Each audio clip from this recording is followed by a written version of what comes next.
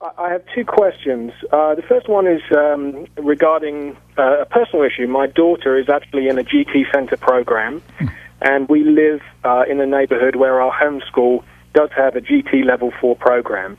And therefore, under the current proposals, it's likely that we will lose transportation next year, and we'll have to return to our home school.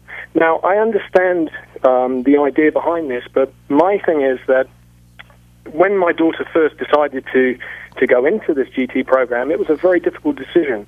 She had to leave her school. She had to leave all her friends. She's now gone to a new school, made a lot of very good friends, and she's very happy where she is.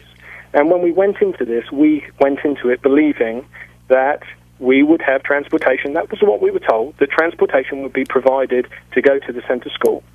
And now that's going to be taken away. She's going to have to go back to another school where she really doesn't have that many friends anymore. She's going to lose all of the friends that she's made.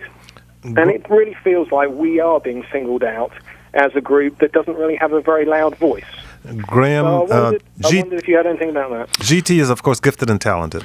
Yes, you've described the situation very, very accurately. The one piece I want to make sure other people are aware of is that your daughter could continue to go to the GT Center.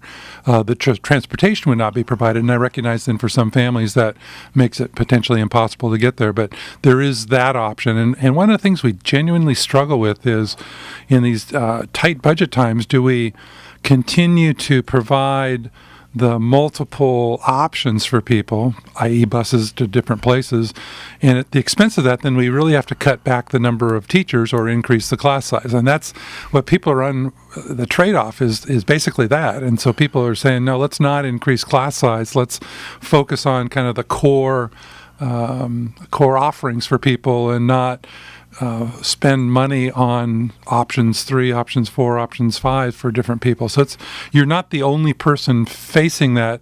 The GT is one area, but there are other cutbacks in transportation as well. Graham, the other part of your question?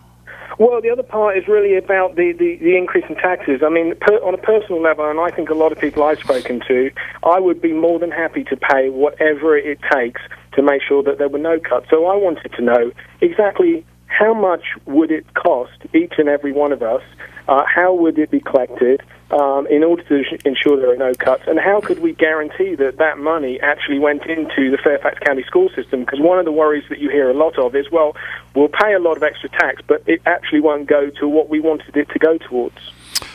Excellent questions, and the questions Kojo maybe needs to bring onto the talk show here. Sharon Bulova is the chair of the Board of Supervisors, because that's actually all of those decisions or all those questions you just raised need to be asked of your Board of Supervisor, which if you're out in that area, if it's the Sully district, that's Mike Fry. If it's Kathy Hudgens over in the Hunter Mill, I'm not sure exactly where you live, but that's a direct question that I would encourage you to ask your Board of Supervisors. And then Sharon Bulova, of course, is elected at large as the chairperson, and she is also the budget chair who will be putting together this difficult budget. Duly noted. We will be inviting Sharon Bulova to join us on this broadcast to hopefully answer some of those questions. Graham, thank you very much for your call.